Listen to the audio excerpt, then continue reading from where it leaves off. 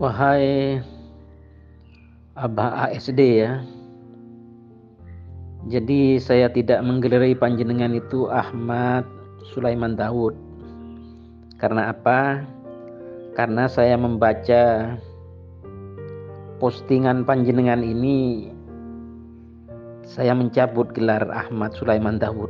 Saya baca saja postingan tulisan panjenengan. Abang, saya tidak memanggil Abah sudah, memanggil Abang. Abang ASD, bukan Abah Ahmad Sulaiman Daud. Saya cabut. Karena saya cabut, kenapa? Karena saya membaca postingan tulisan panjenengan ini berikut. Jadi netizen yang bisa menjawab. Saya baca ya. Kayaknya Pak Haji ini sombong mengatakan Wahyu HMGA, Hadrat Mirza Ghulam Ahmad, ini maksudnya palsu. Sedangkan Wahyu Muhammad tidak pernah dicek betul apa betul, ya kan? Dari narasi ini saja sampean melecehkan ketika menyebut Nabi palsu dengan Hadrat Mirza Ghulam Ahmad. Tetapi ketika menyebut penutup 124.000 Nabi asli dan Rasul asli, sampean hanya mengatakan Muhammad. Nah, ini netizen yang bisa menjawab. Saya tidak memanggil sampean itu dengan panjenengan, saya turunkan gridnya, saya panggil sampean. Nanti kalau sampean narasinya semakin ngangi-ngungi, saya panggil kamu loh. Iya kan? Jadi itu yang pertama. Saya jawab ya. Jadi di dalam beberapa kitab Ahmadiyah itu,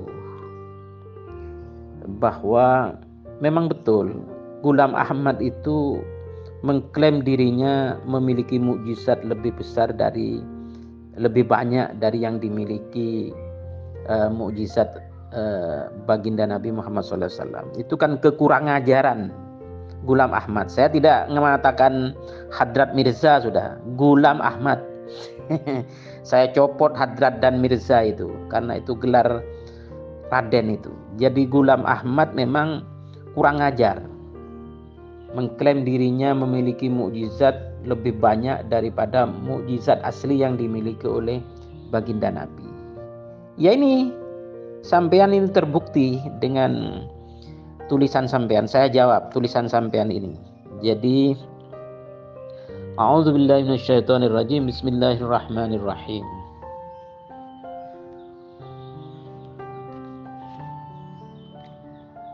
Jadi apa namanya? Bismillahirrahmanirrahim. Maka Muhammadun aba ahadim mir rijalikum walakin Rasulullahi wa khataman nabiyyin wa kana Allahu bikulli syai'in alima. Quran surat Al-Ahzab ayat 40. Jadi fokusnya di sini adalah frase khataman nabiyyin atau frase khotam atau khotim. Itu ketika dibaca itu maknanya hanya satu, yaitu apa? Nabi yang terakhir, nabi penutup gitu. Jadi khatim dengan wazan hafid dalam bentuk isim fa'il artinya penutup. Juga khatam dengan wazan alam dengan makna akhir atau terakhir, ya kan? Jadi khatama dengan huruf ta dan mim yang berharokat fathah dengan wazan darabah yang berbentuk fi'il madhi, ya. Jadi bab mudarabah atau saling bermakna seseorang yang mengakhiri utusan-utusan ilahi. Nah, itu kan, itu secara kaidah kosakata dalam bahasa Arab. Selanjutnya, bahwa frase khataman nabiyyin itu bukan bermakna seperti diklaim oleh golongan Gulam Ahmad, yaitu afdalun nabiyyin. Itu ngarang itu, ngangengongi itu. Oleh karena itu, makna dari frase khatmun nubuwah, ya, khatamun nubuwah adalah tidak lain tidak bukan sebagai nabi penutup. Menurut siapa? Menurut Ibnu Faris, seorang ulama besar dalam ilmu bahasa, ya, bahwa makna asli dari kata khatam adalah mengakhiri sesuatu. Menurut juga Imam Abul Baqa Al-Akbari, seorang ulama terkenal terkait dengan ayat walakin Rasulullah wa khataman nabiyyin, berpendapat bahwa khatama, ya, atau dalam bentuk fi'il madhi merupakan bentuk mufa'alah, yakni Nabi Muhammad SAW mengakhiri para utusan ilahi, ya. Jadi jika dalam bentuk masdarnya, maka khataman nabiyyin bermakna penutup para nabi, karena masdar dalam bentuk ini memiliki arti isim fa'il atau pelaku. Sedangkan menurut Al-Imam Al-Fairuz-Zabadi dalam kamusnya menyebutkan khatam bermakna mengecap, ya. Misalnya khatama ala qalbihi, hatinya mengalami sesuatu sehingga ia tidak memahami, kekotoran jiwa tidak keluar dari ruhnya, ya kan, bagaikan botol yang telah ditutup dan tidak mungkin keluar sesuatu yang ada di dalamnya, dan tidak ada sesuatu yang bisa masuk ke dalamnya karena sudah ditutup. Jadi fokusnya pada penutup ini. Jika dikatakan khatamus syai', yaitu mencapai akhir sesuatu, segala sesuatu, gitu kan. Yang selanjutnya menurut Al-Imam Al-Jauhari dalam kamusnya menuliskan bahwa kata khatam bermakna sampai pada akhir, ya kan. Jadi kata akhtatimu lawan kata dari aftatihu, bermakna memulai, mengawali dan membuka, sementara akhtatimu bermakna mengakhiri atau menutup, ya kan. Selanjutnya menurut Ibnu Mandur dalam kamusnya bahwa khitamul qaum yaitu orang terakhir pada suatu kaum, dan kata khotam merupakan salah satu julukan dari asmaun Nabi sallallahu alaihi wasallam, ya kan. Jadi khatamun nabiyyin dalam Quran surat Al-Ahzab ayat 40 itu bermakna nabi terakhir. Dan salah satu julukan asma dari baginda Nabi adalah Aqib, yang juga bermakna nabi terakhir, ya kan. Selanjutnya menurut Abu Muhammad Ad-Damiri dalam nazamnya berkata, khatim dengan huruf ta berharokat kasroh makna penutup, dengan berharokat fathah makna stempel yang dengannya surat atau sesuatu yang lain dicap. Sedangkan menurut Imam Ar-Raghib Al-Isfahani Al-Asbahani, ya, dari kota Isfahan di Iran itu, dalam kamus Al-Mufradatnya menuliskan bahwa dalam bahasa Arab ketika mengucapkan khatamtul Qur'ana berarti aku telah menyelesaikan Al-Quran, yakni membacanya sampai akhir. Jadi ketika baginda sallallahu alaihi wasallam disebut sebagai khatamun nabiyyin karena baginda sallallahu alaihi wasallam mengakhiri semua kenabian, yaitu dengan kedatangan baginda sallallahu alaihi wasallam pintu kenabian tertutup, ya kan. Selanjutnya menurut Imam Al-Baydawi, seorang ahli tafsir, ya, berpendapat bahwa khatamun nabiyyin bermakna nabi terakhir yang mengakhiri nabi-nabi utusan Allah. Ya, jika kita membaca sesuai dengan qiraatul Asim, yaitu dengan harokat fathah pada huruf ta, maka berarti seorang nabi yang mengakhiri atau menutup rangkaian 124.000 utusan Allah, sebagaimana sebuah surat dicap atau disempel ketika selesai. Menurut Al-Imam Asy-Syaikh Jalaluddin As-Suyuti, di dalam tafsir Jalalainnya dijelaskan bahwa kata khatam dengan huruf tak berharokat fathah bermakna sesuatu yang mengakhiri, yaitu sesuatu yang mengecap atau membubuhkan stempel surat atau hal-hal lain. Adapun arti kata khataman nabiyyin adalah nabi-nabi utusan Allah diakhiri oleh datangnya baginda Rasulullah sallallahu alaihi wasallam kama huwa. Selanjutnya, menurut Ibnu Khaldun, seorang filsuf dan ahli sejarah ternama, dalam kitabnya yang terkenal Muqaddimah, menjelaskan bahwa mengecap surat atau surat-surat penting lain sangat membudaya dan terkenal di kalangan para pembesar sebelum Islam dan sesudah Islam. Itu pendukung saja, ya, nggak apa-apa panjang ini.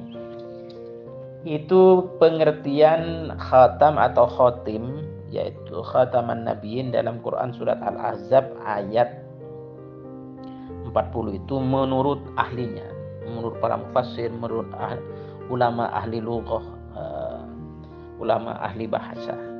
Selanjutnya, kenapa saya katakan bahwa Ghulam Ahmad itu nabi palsu, rasul palsu, tadzkiro itu wahyu palsu? Karena begini, dari penjelasan Quran surat Al-Ahzab ayat 40 itu, frase khataman nabiyyin itu dipertegas dengan hadis sahih, ya. Saya baca ya, dari jalur Abu Hurairah radhiyallahu ta'ala anhu. Bismillahirrahmanirrahim. Kanat banu Israila tasusuhumul anbiya'u kullama halaka nabiyyun khalafahu nabiyyun wa innahu la nabiyya ba'di. Saya ulangi sekali lagi. Wa innahu la nabiyya ba'di. Wa innahu la nabiyya ba'di wa sayakunu khulafa'u fayakthuruna. Begitu kan? Jadi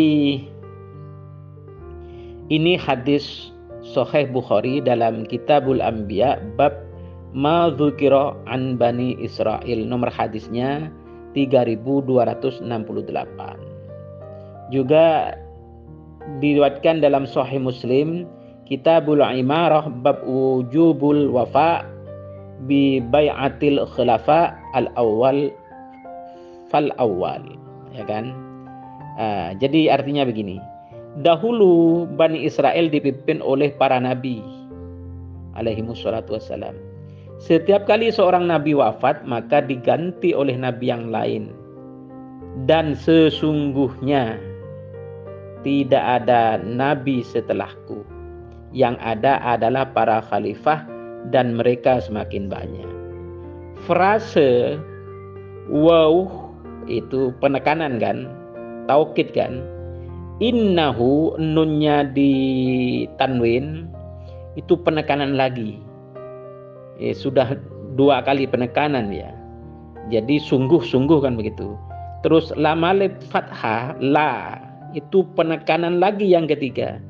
Jadi sungguh tidak ada nabi setelahku. Jadi la di sini adalah an-nafiyah lil jins, yang menafikan, menolak segala jenis kenabian, segala jenis kerasulan, segala jenis kewahyuan ditolak, gitu kan. Itu konsep an-nafiyah lil jins, gitu kan. Jadi diperjelas oleh hadis berikut dari jalur Anas bin Malik bahwa baginda sallallahu alaihi wasallam kama huwa alu pernah bersabda, Bismillahirrahmanirrahim, innar risalata wan nubuwata qadin qata'at fala rasula ba'di wala nabi. Ya kan? Jadi Sesungguhnya, ini ada inna lagi, kerasulan dan kenabian telah terputus sehingga tidak ada rasul sepeninggalku dan tidak ada nabi sepeninggalku. Hadis riwayat At-Tirmidzi di juz 4 halaman 533. Nomor hadisnya 2272. At-Tirmidzi menilai bahwa ini ada hadisun hasanun sahihun. Dalam kitab Ar-Ru'ya bab Zahabatin Nubuwah wa Baqiyatul Mubasyirat. Juga hadis ini diriwayatkan oleh Imam Ahmad bin Hambal di juz 3 halaman 267. Juga diriwayatkan oleh Imam Al-Hakim dalam juz 4 halaman 433. Al-Hakim mengatakan bahwa sanad hadis ini sahih menurut syarat sahihnya Imam Muslim. Begitu kan? Jadi dari berbagai penjelasan panjang ini yang hampir 20 menit ini, ya gimana lagi? Tidak ada nabi jenis apapun, tidak ada rasul jenis apapun, tidak ada wahyu jenis apapun setelah baginda Rasulullah SAW. Jadi dengan demikian, siapapun saja, apakah Ghulam Ahmad atau siapa yang mengaku sebagai nabi, yang mengaku sebagai rasul setelah baginda Rasulullah SAW, itu adalah nabi dan rasul palsu kok, berdasarkan dalil-dalil yang sudah saya baca. Dan siapapun yang mengaku menerima wahyu, ya nabi palsu, rasul palsu, wahyu palsu. Menurut siapa? Menurut Al-Quran, menurut hadis-hadis, beserta tafsir dan takwilnya menurut para ulama, mufassir dan muhaddis, juga ulama ahli bahasa. Gitu. Jawab dengan voice note. Abang ASD. Dengan voice note, jangan dengan ketak-ketik, memalukan itu. Dialognya tidak equal. Ada kalau begini macam dialognya ya diulang-ulang. Itu memang teman-teman Ahmadiyah itu bisanya cuma mengulang-ulang seperti Abang Erik Ahmad Mubarik itu, tipologi dialognya sama. Mengulang-ulang. Walaupun sudah dijawab, saya sudah menjawab ini kan tadi malam dengan voice note hampir 20 menit. Ya ini diulang-ulang lagi, itu pun dengan tulisan, itu pun dengan narasi yang sembarangan, ngangingungi itu. Begitu ya. Jawab dengan voice note serupa. Baca teks asli dari kitab dan buku aslinya. Baru itu kelasnya sama kalau mau dialog dengan saya. Kalau cuma ketak-ketik ini lalu colong pelayu tinggal gelanggang, yaitu ngangingungi namanya. Ngawur, ngeyel, ngoceh, ngotot, ngibul. Ngangingungi.